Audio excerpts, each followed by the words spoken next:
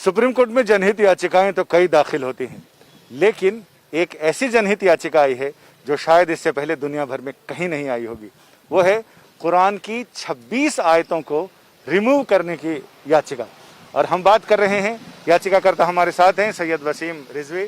वसीम साहब, ये कौन सी 26 आयतें हैं जिसको आपने रिमूव करने की अर्जी लगाई है सुप्रीम कोर्ट में दोबारा? देखिए, प्रॉफिट मोहम्मद के बाद पहले खलीफा अबू बकर, दूसरे खलीफा उमर और तीसरे खलीफा उस्मान द्वारा कुरान को कलेक्ट करके और उसको जारी किया गया एक किताबी शक्ल में।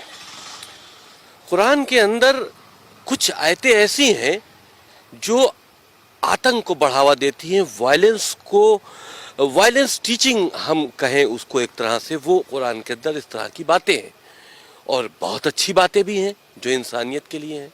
तो अल्लाह के मैसेज दो तरह के नहीं हो सकते। तो ये तीन जो खलीफा थे, इन्होंने ताकत का इस्तेमाल करते हुए कुरान के अंदर अमेंडमेंट करके इस तरह की आयतों को डालकर कुरान शरीफ को दुनिया के लिए जारी किया और उसी का सहारा लेकर पूरी दुनिया में आगे बढ़े हैं ताकत के दम पर इस्लाम को फैलाने के लिए। कोई भी धर्म मोहब्बत से फैलाया जा सकता है, ताकत के दम पर नहीं फैलाया जा सकता।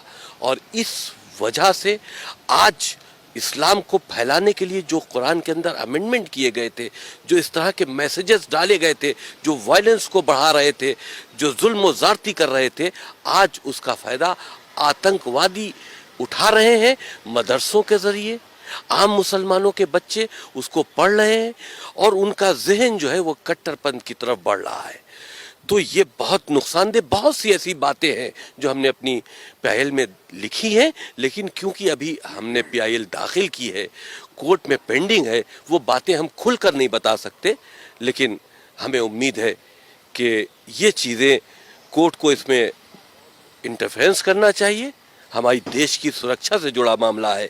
इन 26 आयतें जो वायलेंस की टीचिंग है इस्लाम के अंदर, जो पूरी दुनिया में आतंक का सबब बनी हुई हैं, इनको कुरान से रिमूव होना चाहिए। आपको लगता है कि कोर्ट ऐसे संवेदनशील मामले में, जिसमें एक फेथ से जुड़ा हुआ मामला है, उसमें मुदाखलत करेगा? ये मामला फेथ से जुड़ा नहीं है। फेथ से जुड़ा हुआ होता है इंसानियत का मामला। किसी का कत्ल कर देना फेथ से जुड़ा मामला है। आप अगर इसको फेथ से जोड़ लेते हैं तो हमको इजाजत दीजिए कि हम काफिरों का कत्ल कर दें। तो ये फेथ से जुड़ा नहीं है, ये वायलेंस टीचिंग है। ये एक तरह से आतंकी गतिविधियों में मुसलमान बच्चों को लिप्त करने की बात है और उसका सहारा कुरान मजीद से लिया जा रहा है। बहुत सी अच्छी बातें हैं कुरान मजीद में। हम तो कहते हैं कुरान मजीद को हम बैन करने की बात नहीं करते। उसके अंदर जो वायरस खलीफाओं ने डाला है इस्लाम को आगे बढ़ाने के लिए ताकत के दम पर, उसको रिमूव करो, क्योंकि आज उसका गलत फायदा उठाया जा रहा है और मुसलमान बच्चों को आतंकवाद की तरफ लिया जाया जा रहा है। तो आपको लगता है कि जो किसी ज़माने में इस्लाम की ताकत के बल पर इस्लाम को फैलाने की बात की जा रही थी, आज वही इस्लाम को कमज़ोर कर रहा है? जो बुनियादी शिक्षाएं हैं इस्लाम की इंसानियत के भले के लिए, जाहिर सी बात है, जिस वक्त ये कुरान के अंदर अमेंडमेंट करके इस तरह के अल्लाह के नाम से मैसेजेस डाले गए जो हमने चैलेंज किए हैं, उस वक्त तो उनका मकसद यही होगा कि हम इसको अपनी ताकत से जोड़ें। अल्लाह के मैसेज के नाम पर जिहाद क्या है? ये उस वक्त जिहाद था कि इस्लाम को फैलाना था। आज वो जिहाद का गलत इस्तेमाल हो रहा है, आतंकवादी जिहाद का इस्तेमाल कर रहे हैं। तो उस वक्त तो इस्लाम का दायरा बढ़ाने के लिए ये काम किया गया था, लेकिन आज इस्लाम उसी से बदनाम हो रहा है। हमारे साथ सुधाकर द्विवेदी जी हैं, जिन्होंने ये सारी पिटीशन ड्राफ्ट भी की है और इसके बारे में इनके तकनीकी पहलुओं पे बात करते हैं कि इसमें आपने इसको संवैधानिक की जो मूल भावना है, जिसमें देश के खिलाफ हमला या देश पर हमला, देश की संप्रभुता, एकता और अखंडता पर, उसके साथ आपने देखिए, जो हमारा संविधान है वो प्रत्येक नागरिक को जो है प्रोटेक्शन देता है। तो उसी प्रोटेक्शन में जो है कोई भी ऐसी टीचिंग नहीं हो सकती जिससे कि आतंकवाद की पढ़ाई हो, जिससे कि आतंकवाद को एजुकेट किया जाए। तो ऐसे किसी भी धर्म में, ऐसा नहीं कि केवल मुस्लिम धर्म में, किसी भी धर्म में इस तरीके की कोई भी टीचिंग हो तो उसको चैलेंज किया जा सकता है। और हमारा संविधान इस चीज़ का अधिकार देता है कि अगर देश के खिलाफ कोई प्रॉक्सी वॉर के लिए कोई टीचिंग हो रही हो चाहे वो स्कूल एजुकेशन हो या किसी भी तरीके की एजुकेशन में हो, तो उसको रिमूव करने का हमारा राइट है। और दूसरा कि इस्लामिक आतंकवाद इसमें सबसे ज़्यादा आगे जो है रहा है शुरू से पूरे विश्व में, और उसका सबसे ज़्यादा भुक्तभोगी जो है वो हिंदुस्तान रहा है।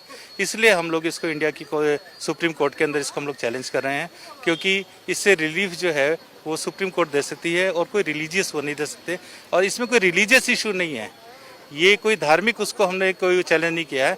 हमारा केवल इसके अंदर जो मेन ग्राउंड है वो यही है कि कोई भी ऐसी टीचिंग जो आतंकवाद को बढ़ाती हो, जो ह्यूमैनिटी के लिए खतरा हो, उसको रिमूव किया जाए। कुरान एक बहुत अच्छा ग्रंथ है, उसकी जितनी पॉजिटिव चीज़ें वो ज़रूर पढ़ाई जानी चाहिए, लेकिन जो चीज़ें इंसानियत के खिलाफ हो उनको रिमूव करने के लिए हमने इसमें प्रेयर की। आपका बहुत बहुत शुक्रिया।